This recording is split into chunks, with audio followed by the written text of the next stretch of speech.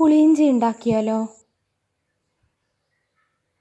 പുളിയിഞ്ചി ഉണ്ടാക്കാനായി നമ്മൾ ചൂടായ ഒരു ഉരുളിയിലേക്ക് വെളിച്ചെണ്ണ ഒഴിച്ച് പച്ചമുളക്, ഉള്ളി,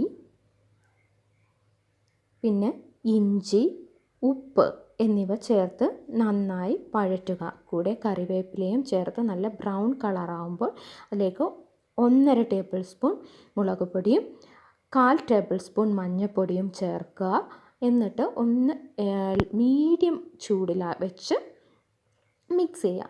എന്നിട്ട് പുളി ഒരു ചെറുനാരങ്ങ വലുപ്പത്തിലുള്ളത് പിഴിഞ്ഞ് ചേർക്കുക. വേണമെങ്കിൽ നമുക്ക് ആവശ്യത്തിന് ഉപ്പ് ചേർക്കാം കേട്ടോ.